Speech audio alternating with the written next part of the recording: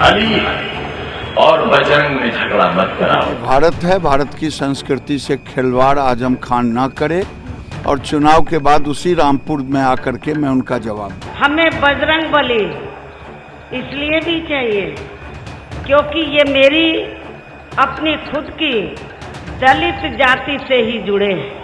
अली पर सपा बसपा को अली पर विश्वास है, हमें भी बजरंग बली पर विश्वास है। मैंने कम से कम 1000 करोड़ रुपए बांटे होंगे केवल मुसलमानों के संस्थाओं के, ताकि वो फले फूले।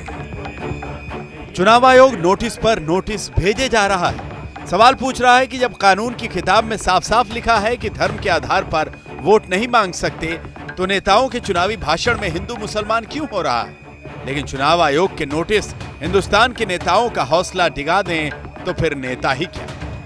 लोकतंत्र का महासमर है, सत्ता की जबरदस्त जंग है, जीत हर हाल में चाहिए और जीत के शर्तिया हथियार हाथ में है, तो फिर काहे का कायदा, काहे का नोटिस, सब जायज है। चाहे सीधे सीधे वोटरों को लुभाना हो, चाहे दूसरों की गलतियां गिनाने का बहाना, नेताओं के भाषणों में धर्म का मुलम्मा नीचे से ऊपर तक चढ़ा।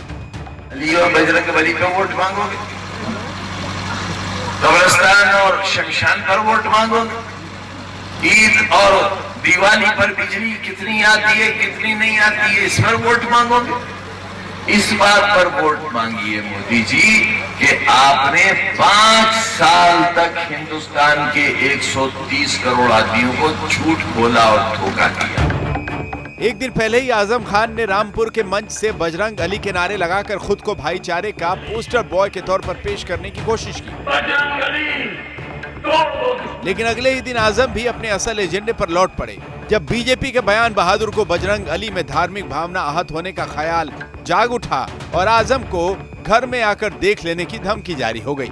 जिस ढंग से माहौल खराब करने में लगे हुए हैं, आजम खान ने जिस ढंग से बयान दिया है, मोदी जी को पहले गालियां दे रहा था, अब आजम खान हमारे देवी देवताओं को गाली देना शुरू किए, हनुमान जी को गाली दी है।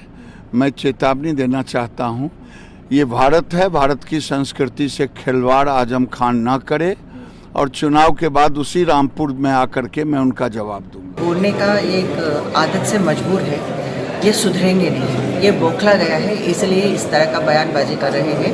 ये स्तर पर कोई आपके साथ मुकाबला इस स्तर पे इस तरह का गाली कोई नहीं दे सकता है, सिर्फ आजम खान ही दे सकता है।